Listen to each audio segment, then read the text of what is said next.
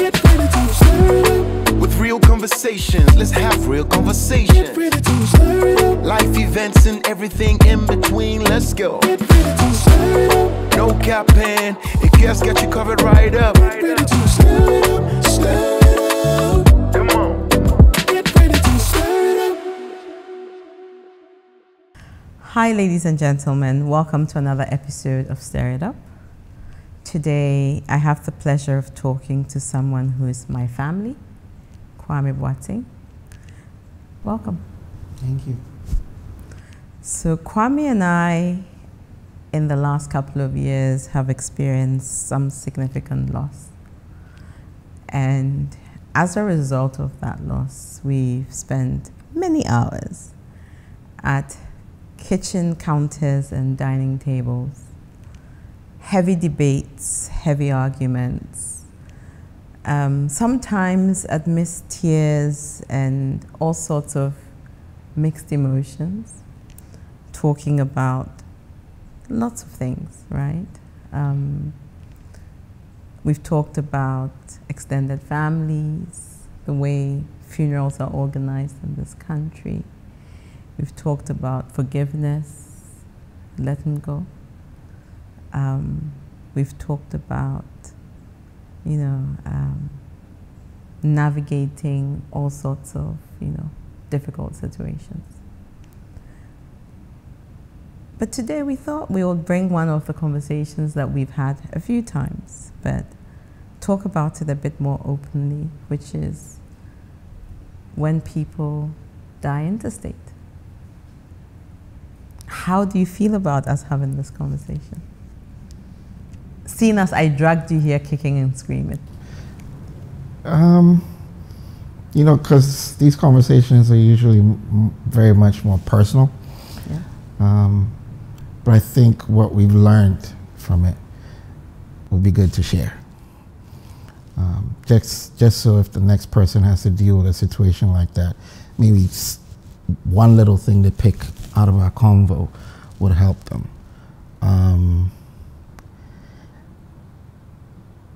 It's not something that you talk about every day, but it's a very difficult subject.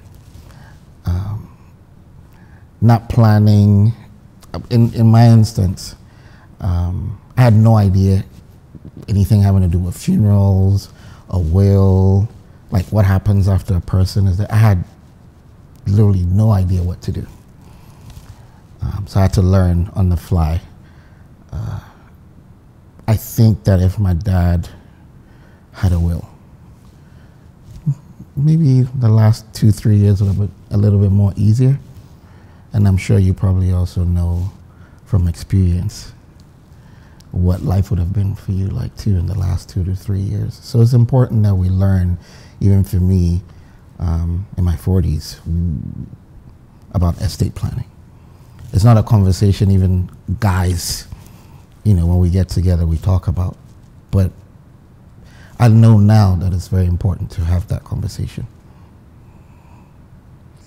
So, just before we go into understanding why people are not planning their estates, let's talk a little bit, because you're a man in your 40s, let's talk a little bit about, from your young age, what you see has changed in the last couple of years, maybe 20 years, 30 years, in the traditional family setting,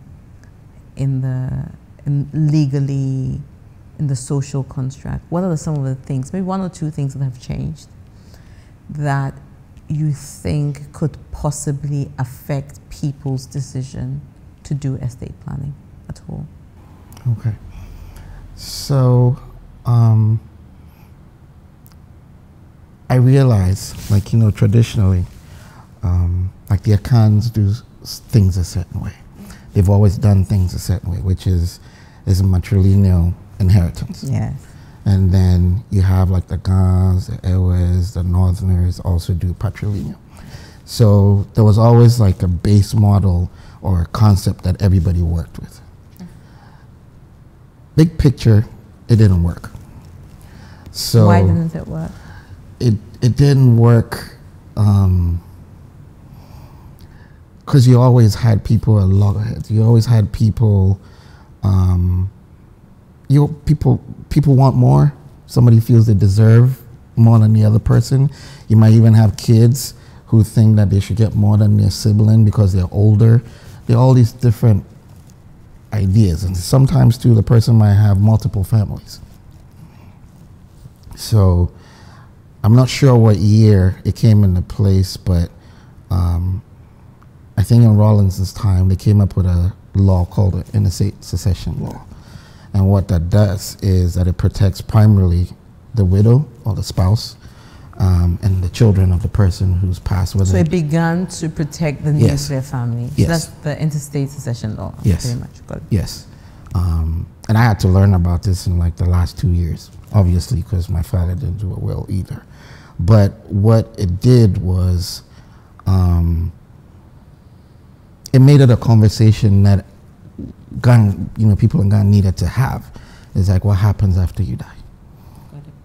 You know, because typically it was during or before the funeral, like people just tell you, okay, this is how things are going to be, and you just had to abide by it. But that's not fair. You know, most times, at least from what I've seen and what I know, and also because maybe statistically more men die and leave widows, the women usually suffer. Women outlive men, Well, they say. that's true. That's true. No, I know That's it's true. very true. No, that's true. Yeah. There are lots of memes about that. Yeah.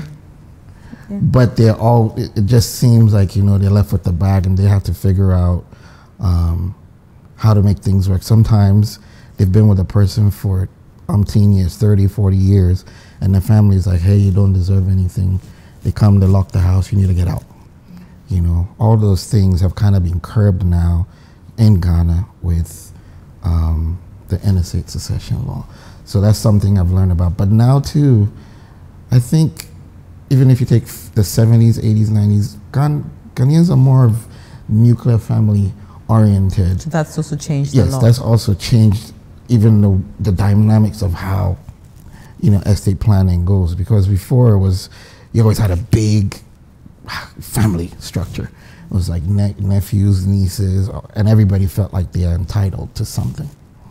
Now it's like, the guy, his wife, his kids, parents, and whoever else he chooses to benefit from his estate. So I think that's made a positive difference in Ghana. Okay. There's still a lot more to be done. Got it. No, I see what you're saying. So the family structure's definitely changed. There's a law that now begins to protect both the extended family and the nuclear family, but tries to put in place some level of equity between the different, levels, parties benefit. that are important to individuals, right? And also to a certain extent, you'd find that there's also a certain level of just even socially, people are also beginning to be more nuclear family oriented Yes. than big extended family oriented. So that's also quite a big thing that's shifted. So estate planning is hard for everyone, right? I think for both men and women, just as many women don't write wills as men. But seeing as I've got a guy on here in you, I think that it would be nice to hear from you from a man's perspective. Maybe 3 things that make it hard. And if you have more, please by all means share. That make it hard for you to get up and say, I've got a dog, a bed sheet, and a hat. And I've got 6 children and a girlfriend.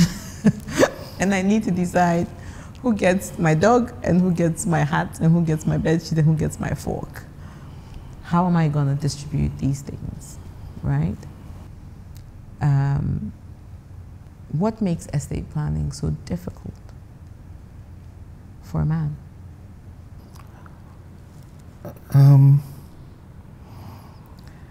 I think the biggest thing, we all admit it, it's just fear. You know, it's fear of the unknown, or it's not really something that you talk about, and it's not taught in schools.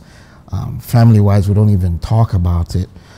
I know growing up, you know, you saw a lot happening when there was somebody died, but you never really understood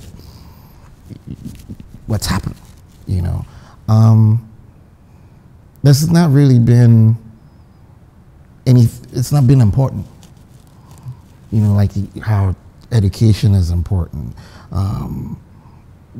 All these different things. Estate planning has never been like maybe in the top 10 of things that you need to consider.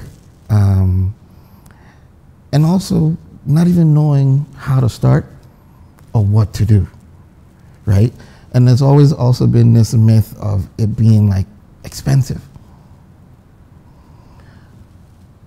I know now that it's not, but I always thought that when you do that, I had this thought that maybe the lawyer takes a third of it, or you know, like you hear all these things that, so I know if even now in 2023, that's still something that I think of, then I'm sure our dads and our grandfathers were probably like, oh, I'm not gonna go and give what I've worked hard for to a lawyer. To a third party. Yeah, for him to be in control. What if he takes my property?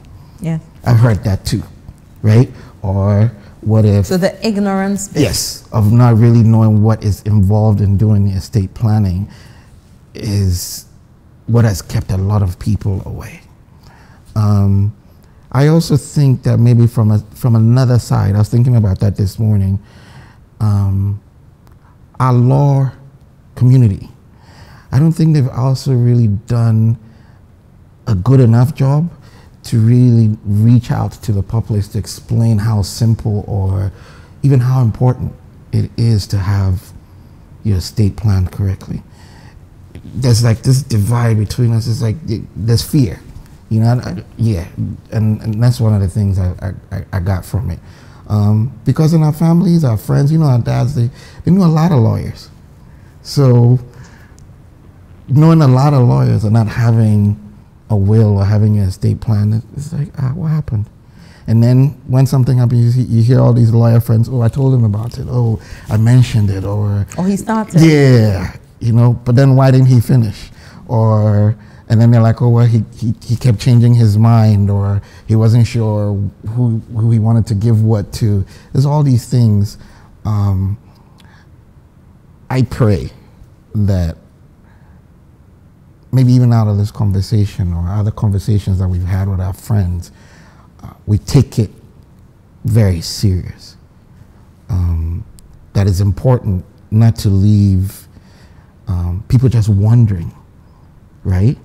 And from my view personally, I think that if my dad had planned his estate, I'd have had some closure even with his death. Because you're always wondering, or you're always finding stuff. You know, you're always, and you're like, why didn't he tell anybody about this? Or why didn't he tell anybody about that? And so there's no closure. But most people that I've seen that had estates planned, is like as soon as the funeral is over, they sit down, everybody knows what's going where, and they're able to move on. Or if they, you know, if majority of them are able to move on. But when you don't have that, and you have multiple families too, it's a recipe for a disaster. You know, it's interesting you talk about closure, because when someone,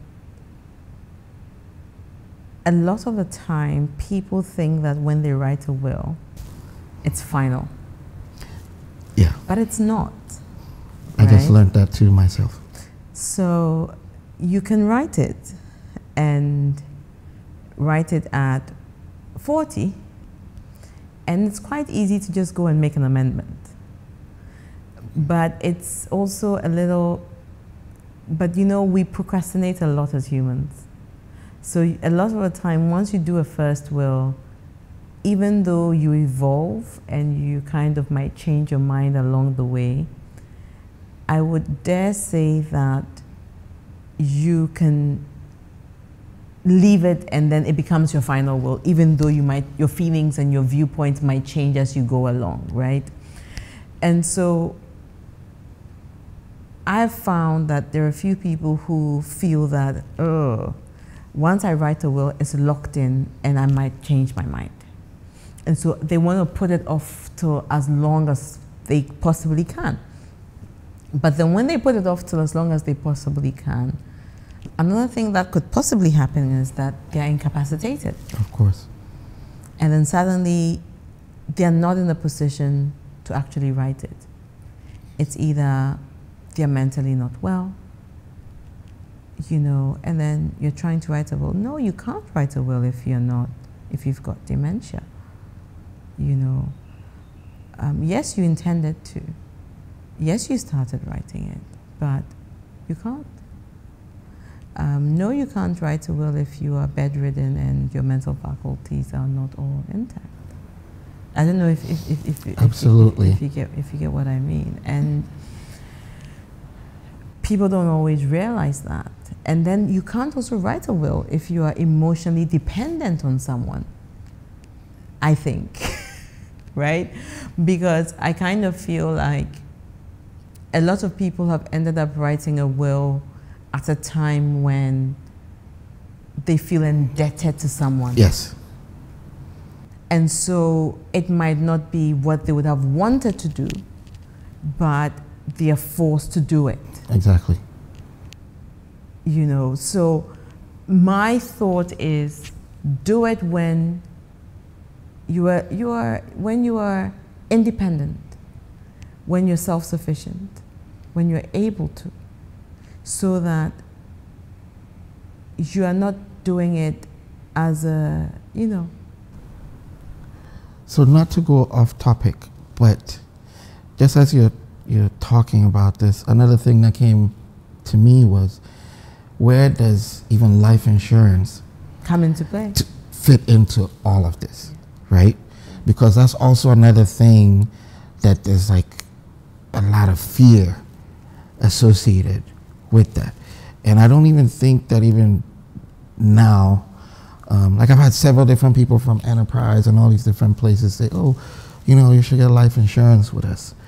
And even me now, I'm like, oh, I'll get back to you about it. Or send me what you guys are doing. Yeah. And you never actually do it. No. But that's the fear of when you do something like that, it's almost like you're activating or a clock, a countdown clock. You're activating a countdown clock. And you almost feel like this means that it makes it palpable that you could die. Yes. And that's where it's No, uncomfortable. nobody wants to deal with that. Yeah. Nobody wants to deal with that. When I think about, would you write a will now? Absolutely. Have you written a will? Not yet. But to think like you've been through all this stuff, right? And you still haven't written one. Yeah. And then you can ask me the same thing. But you've already told me you have. Well, I have. Yes, you have. I've sent the draft in. I don't know what's happened to it. I just need to follow up with my lawyer. But Okay. it's really important to me because I've seen what happens, and it's not It's not pleasant. No. No matter what, is not pleasant. no. And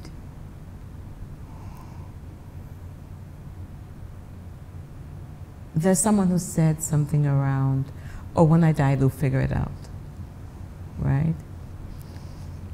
But it's a shame to see families torn apart and broken down. Yeah. you know, and those relationships never recover. No. And even when they seemingly recover, they're never really the same.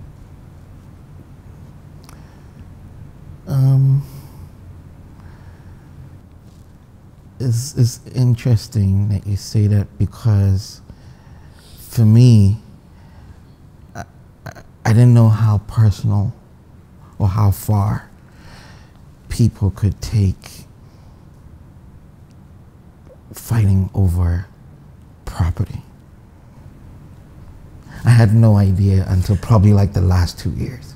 But I don't, a part of me thinks that it's not really about the property. Exactly. Exactly. I feel like there's an emotional thing, or some, depending on how many even siblings or people you're dealing with. From, you know, standing back and looking at it, seems like people want to justify or make it look like their dad loved them the most if they got more out of it or something. It's not just the physical aspect of it. I have come to a place where I've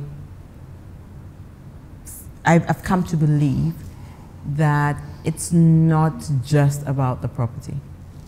I think that the fight is, and listen, I'm not a therapist or anything. I was just going to say we need therapy. But you know me, I'm a big advocate of therapy. I'm a big advocate of therapy. And my therapist absolutely loves me. And because I even when I'm not going through anything, I still connect with my therapist. And it's mainly because it's important to keep in touch and be aware of the traumas and the things you've been through, and be mindful that it's almost like you constantly need that mental health check. Absolutely. Let's not even. Yeah. So speaking for myself and other guys, I know I'm not the only one. It's like you're always putting it off. I know, you know, just being around you and listening, what the benefit of therapy has been. But like this entire conversation, therapy, life insurance, and having a will or estate planning. You know what? After this, I give myself a month to get my stuff together. To get your, right? Okay, because we talk about it, and we know what the impact of it is, but I get to it tomorrow. Yeah. I pledge to the camera that I'll do it. And to the whole world. Yeah, to the whole world. Yeah. That I'll do something about it. Yeah. You know, I will. It's time. Yeah. I'm not gonna wait anymore. Because then it's like you're putting layers of different things on top of the other. Yeah. So. Yeah. And the thing is that we know who we want to give what to. But then sometimes it might piss you off tomorrow or something, and you're like, ah. But do you change your mind about that child? Listen, I'm not going to talk about my children in this podcast because I talk about my children in every podcast. But do you change your mind? The fact that someone pisses you off doesn't mean you stop loving them. I know. That's where, you see, so therapy is connected, right? Right. Because your emotional intelligence still stays level, like, oh, you know, they're just a child, they're human too, just like you are, right? But sometimes I've seen, maybe this is something that we also got from our parents. In their age, they tied a lot of, I don't know, did you ever get hugged? You know, I remember the first time my dad said, I love you. I kept that phone. It was that, it was a Nokia meat pie. That's what, it was, you know that Nokia with the curved meat Nokia? Yeah. I remember the story, and I'll tell the story. It was my graduation day. I decided I was going for graduation. My dad knew it was my graduation day. He decided, he had a funeral in Antwerp. And I said, are you coming for my graduation? And I said, okay. And he says, but so here I am. I left my house and I went to spend the night at my dad's house. So I would look after his place for him. And he went to his funeral in Antwerp. And I think he was struggling with the idea that he wasn't coming to his daughter's graduation. And this is a hugely emotional thing for me. And I remember that he sent me a message that morning. And he said, how are you, blah, blah, blah. And then he said, I love you. And I could never forget this. I kept that message for years. That phone was conked out. I took pictures of that message. I'm sure if I look through my boxes, I'll find it. Right? So when you ask me, was I hugged? No. But you see, we need conversations so we have better emotional intelligence. No, I agree with you. I also have a Facebook post from 2009 that I've kept. I posted it after a conversation with my dad. And that was the first time he ever said, I love you. Yeah. Right? And I beat you to it because mine was 2006. but you know. No, I mean, I know my dad had conversations with you about me. So, I was just like, damn, I was like on this high for probably like a good month. Yeah. Because the only time you had a conversation was if you're getting chastised or, no matter how hard you worked in school, oh, good job. And then that was it. It's like, and you're like, oh, I was trying to make you proud. Or I was trying to get a different, something else out of you. So going back, it ties back into, but then traditionally, maybe our grandmothers were more of our therapists for. I got hugs from my grandma. Hugs and food and lots of love and. Yeah. Right? But the family dynamic doesn't have that anymore. So. Does therapy fix that? No, it does. And for you, it has? Therapy's given me lots of tools. Okay. Lots of tools. I'll tell you some of the tools therapy's done. Therapy's helped me a lot with my self-worth. Okay. Because I've done lots of things in my life, but I've had a lot of things around, am I even worthy, right? Mm-hmm. So it's definitely done a lot of that for me. Therapy's helped me work out what I can and cannot do. Therapy's helped me through a lot of the traumas that I've carried, So, and it's kind of helped me work out my limits. Okay. And so it's not a magic pill. Right. But it's a start. And it's given me a lot of coping. It's given me a lot of skills to cope and to not even to cope, to thrive actually. Okay. To thrive, because I'm a very different version of myself than I even was a year ago. I can tell. Right? I'm a very different version. And I'm even a very different version of myself than I was 5 years ago, right? And it's all been very incremental. I always minimize myself, right? But now I'm a little bit okay to celebrate myself a little bit more, and hopefully it gets better. You know what I mean. But just even kind of talking a bit more about the emotional connection with our parents, and just coming back to the fact that will you write someone out of your will just because they pissed you off yesterday? The answer is no. No. See, but I'm learning, right? Yeah. I'm learning.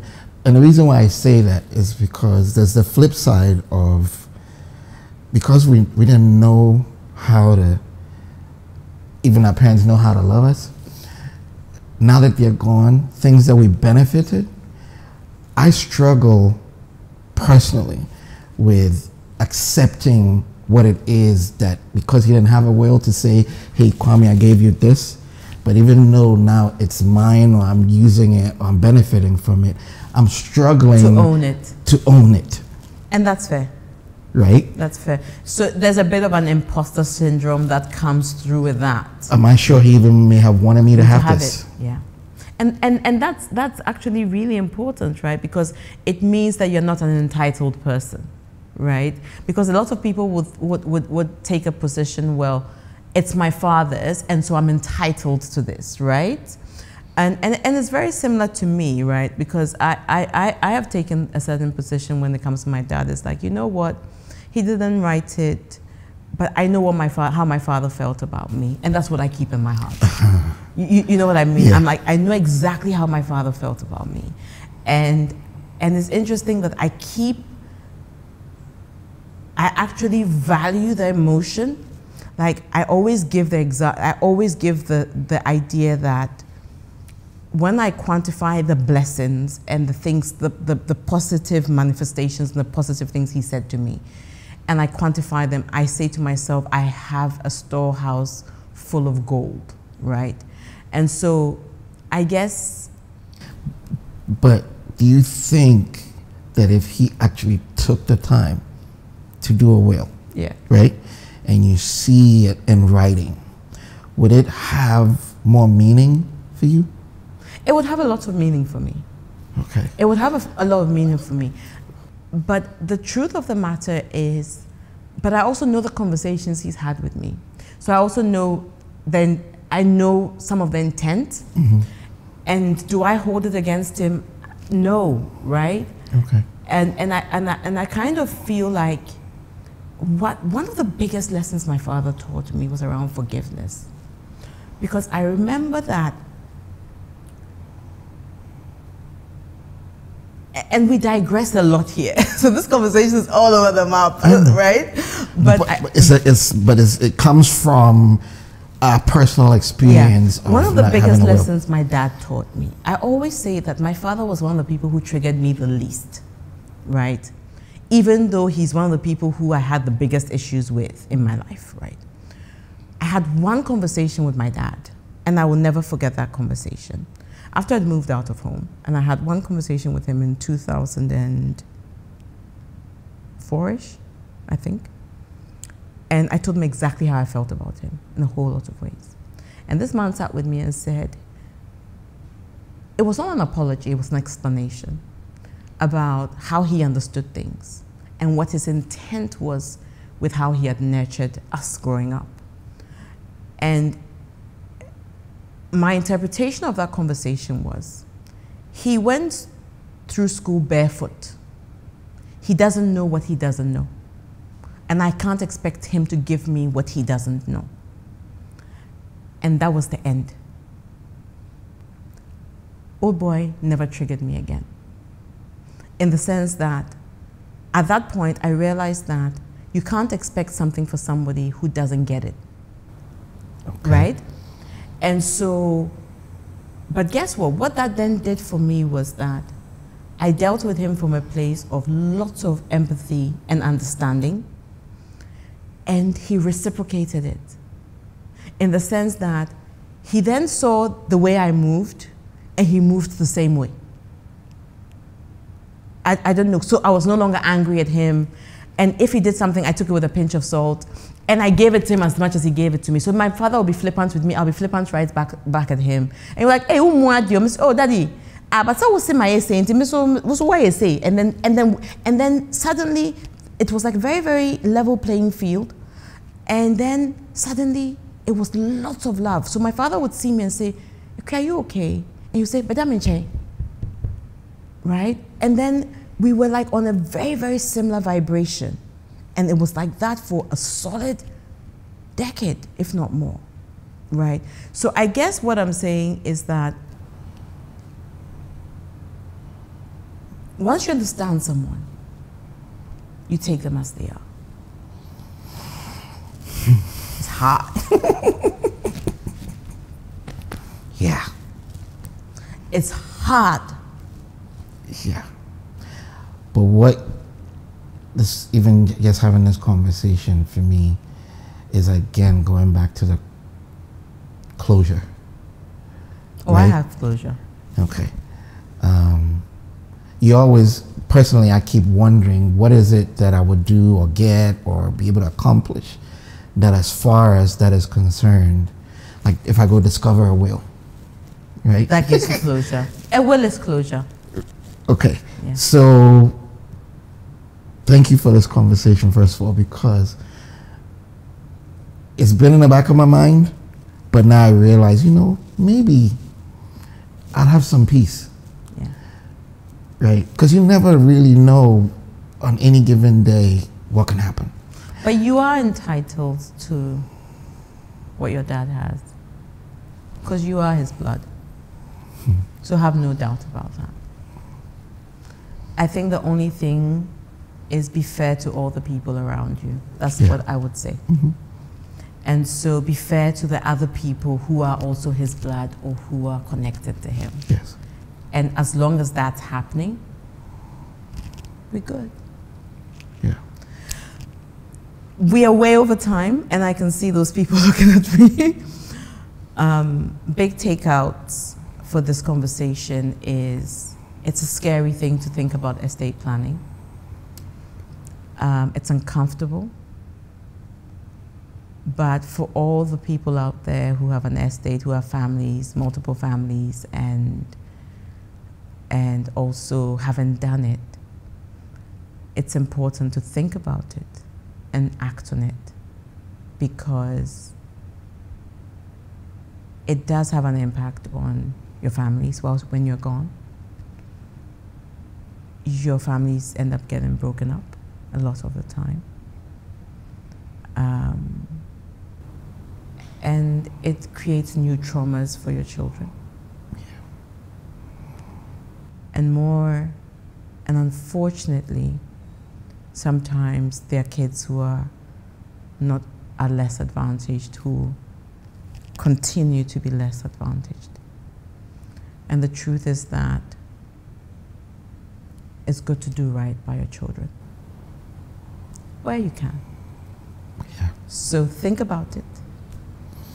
And I think for me, it's something I've been thinking about probably for like the last year, is there's two things. There's actually one thing, which is I feel like we've evolved so much, like even in Ghana, that if there was a way to teach financial literacy to not like kids, like a way for them to understand financial, saving with the banks. it should be part of curriculum. Yes, right? Because what happens is all these things are derivatives of being able to even understand that basic principle.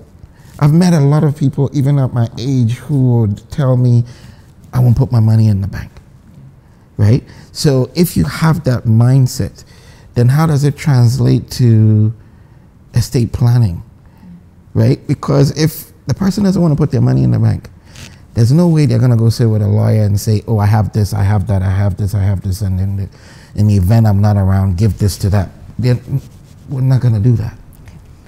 Thank you. I know the person I'm going to talk to next. I'm going to find Randall. Okay. I'm going to see if I can drag him kicking and screaming and ask him to do a conversation around how to go about it as a sequel to this conversation. Thank you.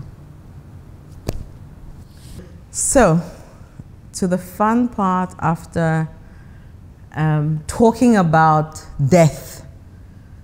I'm not sure how much fun this is. I've made you a cocktail. And the only requirement is that you tell me 2 things in the cocktail. Don't tell me there's ice in the cocktail. Okay. Good. What do I get? Nothing. That's exactly what Carol asked the last time. Do I get a prize? So let's see. This No. Well, something like it. Oh, soda water. There is soda water. Okay. Well done! Well done! I'm trying to figure out what the alcohol is. Tastes like, is it tequila? No, there's no tequila. I knew you would think tequila, so I was very deliberate to avoid tequila. It's a cognac. There's no cognac in there. Is that whiskey? Like, No, there's no what's whiskey. that taste? Hold on. One more chance and then we're done. Because you're one of the few people who's actually gotten something right so quickly. One of the very few people. What is this? Like soda water, that's the easiest thing. Lots of soda water. Half of it is soda water, actually. Is it? No, there's no. And I wouldn't let you say a brand, actually. Stir it up. You got 1 out of 2, so well done. You're an overachiever. Stop trying. What is it? Should I tell him? Yeah. So there's soda water, there's cocktail. You should have seen the cocktail. Okay, so and then that's that taste. And I there's was like, rum. oh, that's what it was.